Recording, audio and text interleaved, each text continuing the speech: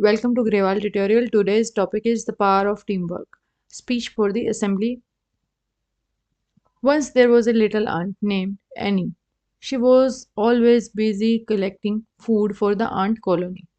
One day she came across a big piece of bread. Excited, she started pushing it towards the colony all by herself. Along the way, she met a group of ants who offered to help her. Annie's feeling proud and independent refused their help and continued on his own.